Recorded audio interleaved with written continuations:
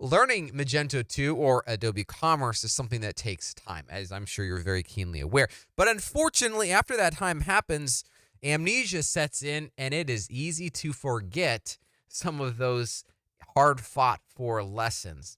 Today's conversation is going to be about one of those things. In fact, the feature we're going to talk about has literally been in existence since, for sure, Magento 1, and I believe it was, I think, the early days of Magento 1. It shows you how long I've been around the block here, folks. Sheesh. It's been a while here. So it's also one of those things that is easy to forget. We're going to be talking about applying specific layout changes to specific product types and also how we can apply those down to a specific product if we so desire.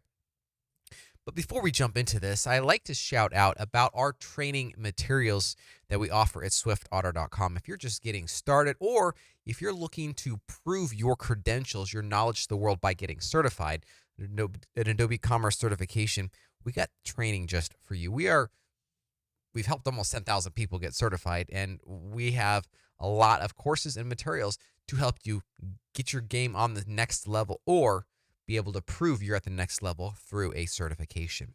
Let's jump into this question here right now. You are making some updates in your catalog product view layout XML file and need to add the following code to only bundle product pages.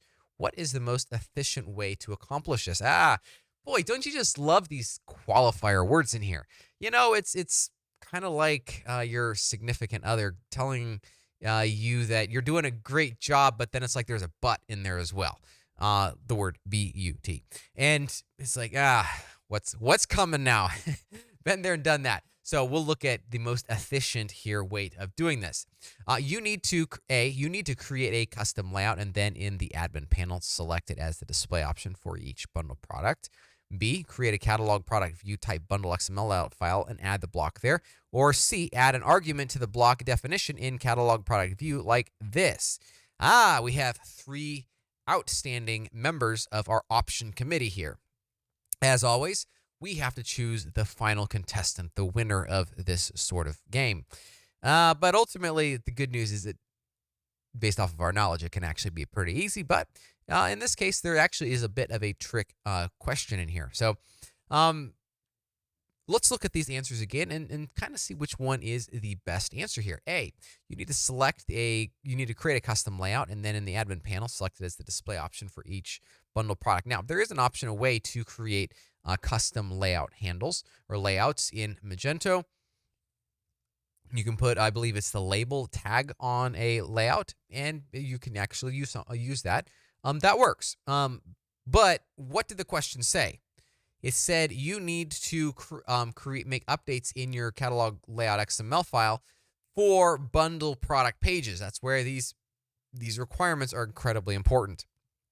No matter whether you're working on a massive project that takes 1,000 or 5,000 hours to build out, or a project that takes 8 hours, reading these requirements is exceptionally important. So we see this as bundle product pages. I would argue that A is not a correct or a good option, because while we could argue on as far as the technicalities that it might be correct, the display option for each bundle product would be a pain to select. So we're going to axe A for right now. Let's see if there's a better option. B, create a catalog product view type bundle XML file. Now the question is, does this even exist?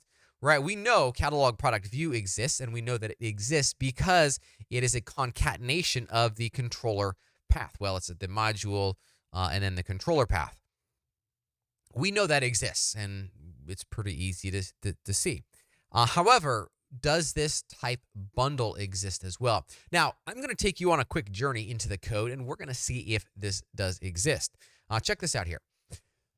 All right, so I have a product page loading up. Ultimately, we are here in this catalog. This is the helper actually here. So not quite there. Right here is the catalog product view controller. And so in here, it calls our view helper. I'm not exactly sure why it calls a helper for this, but that's just how it was written. It's been like that, I believe, since the Magento 1 days as well.